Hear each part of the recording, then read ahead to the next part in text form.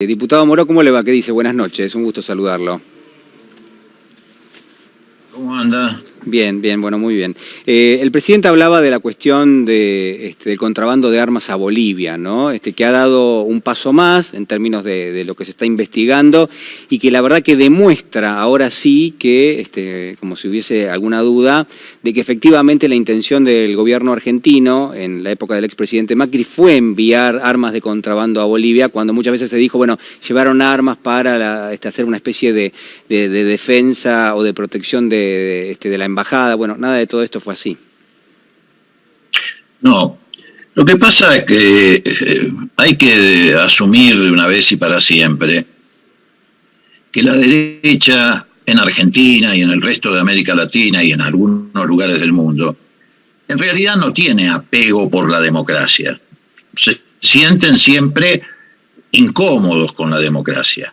Y a medida que sus proyectos van fracasando, los proyectos económicos neoliberales, creen menos en la democracia. Y además generan siempre situaciones de tensión, llevan las cosas al terreno de la violencia, primero dialéctica y a veces no tan dialéctica. Y eso se traduce en la política interna de los gobiernos de derecha. Por ejemplo, en el caso de la Argentina se tradujo en un espionaje ilegal masivo, con una persecución política que no tiene precedentes en la historia democrática del país. Y en otros lugares, Brasil, por ejemplo, en estas horas, la posibilidad incluso de un autogolpe. Bolsonaro quiere mañana, que es el Día de la Independencia de Brasil, convocar manifestaciones donde van a participar la policía militar, las Fuerzas Armadas, contra el Congreso, contra la Corte Suprema de Justicia. Piñera está fabricando un conflicto fronterizo con la Argentina. Digo, esto no es casual, Julián. Sí. Esto tiene que ver con una matriz, que es, efectivamente, las políticas económicas neoliberales han fracasado, generaron, qué cosa curiosa, ¿no? Generaron subproductos, por ejemplo, el de Milei o Esper. Milei y Esper son el subproducto del fracaso de las políticas económicas neoliberales y además de las campañas de la antipolítica que, por ejemplo, en el caso de Argentina, encabezó el macrismo, acompañado por Clarín, La Nación, desprestigiando a toda la clase política indiscriminadamente, acusando a todo el mundo de ladrones, de chorros, fabricando causas judiciales para tratar de probar que la realidad era esa.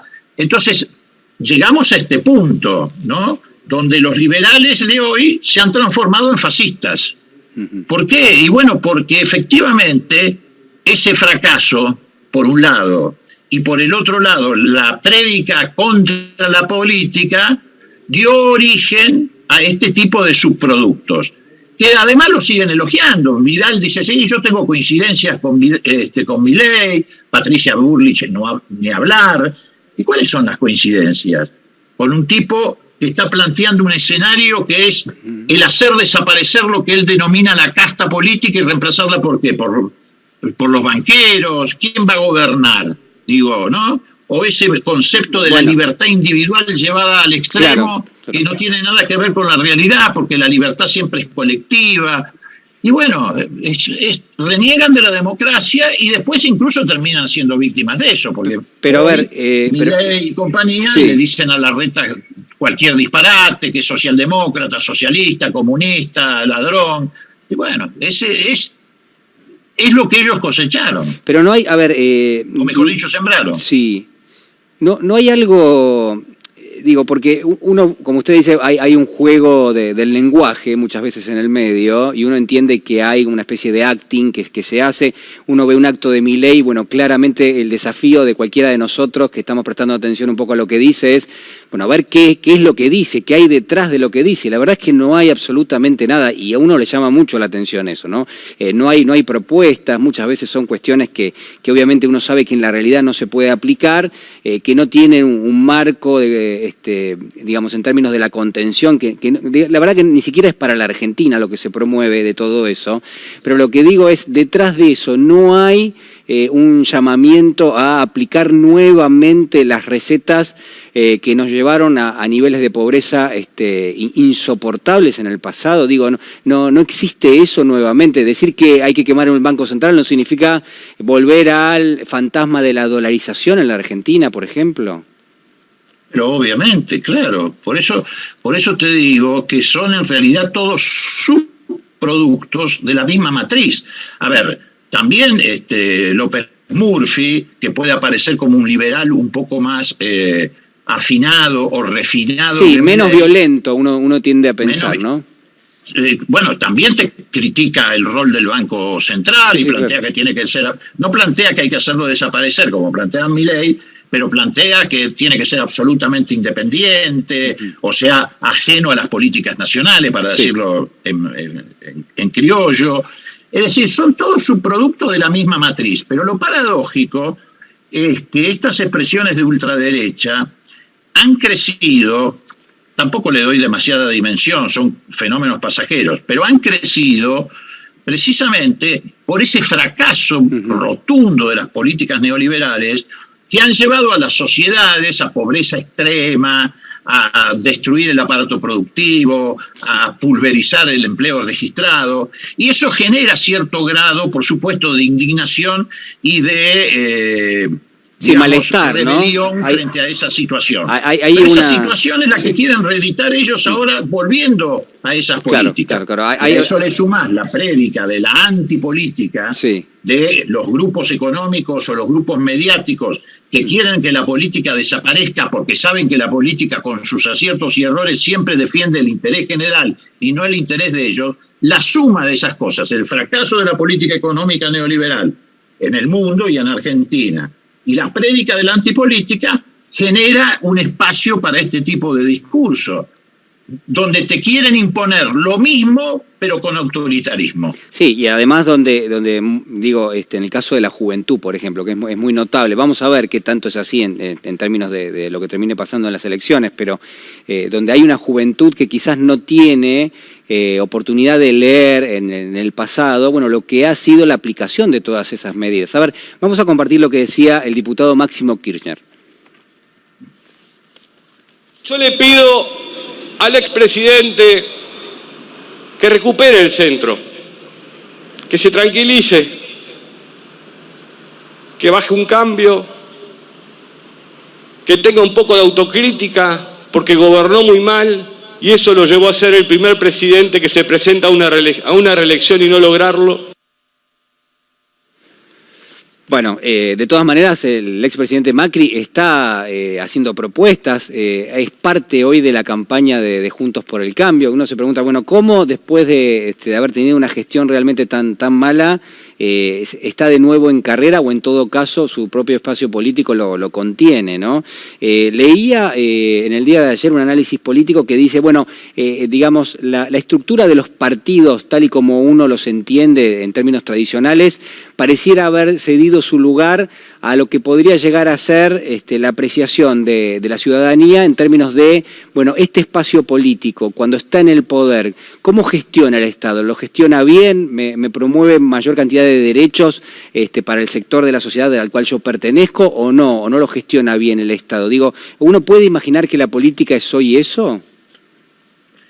No, a ver, por supuesto que la política tiene que asentarse, además de valores, principios, una determinada escala de compromisos, un modo de mirar a la sociedad, también en una gestión, que tiene que traducir aquella escala de valores que uno representa. Claro.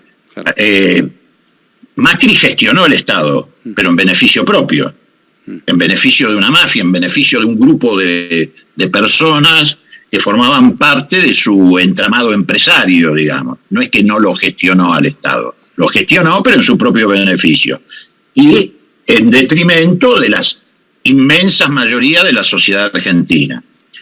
Nosotros, es decir, cuando digo nosotros me refiero al Frente de Todos primero, al Frente para la Victoria antes, en el periodo 2003-2015, también gestionamos el Estado, pero lo hicimos en beneficio del conjunto de la sociedad. Por eso se hablan de dos modelos. Estos dos modelos son precisamente esto, lo que se está enfrentando.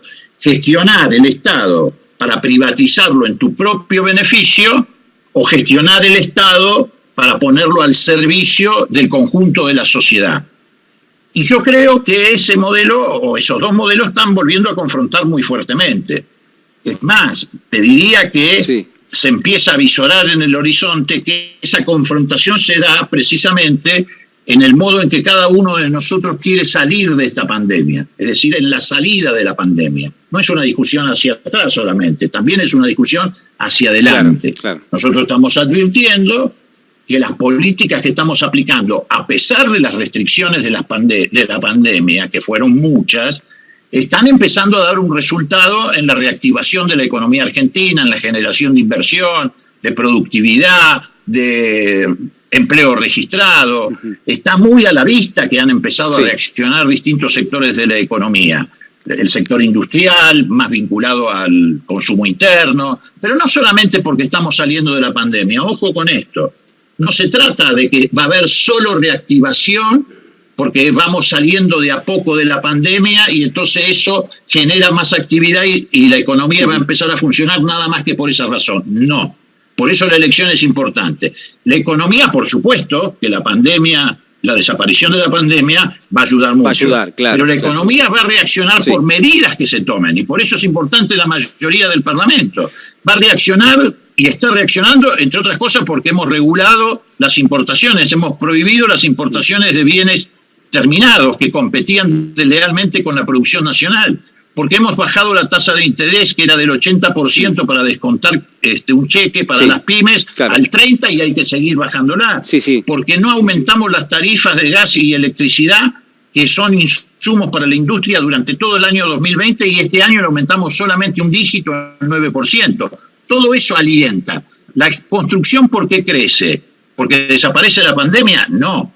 La construcción está creciendo porque hay una inversión pública que equivale a 2 puntos del Producto Bruto Interno. Claro. Es exactamente lo que nos estamos ahorrando de pagar el servicio de la deuda con los acreedores privados. Bueno, Moró, a ver, lo que usted está diciendo es claramente la definición de carácter de política económica, ¿no? Lo que se llama política económica del gobierno nacional. Le agradezco muchísimo, ha sido muy amable por este contacto con nosotros, como siempre. Al contrario, gracias a ustedes. Un fuerte abrazo, que esté muy bien. Bueno, Leopoldo Moró.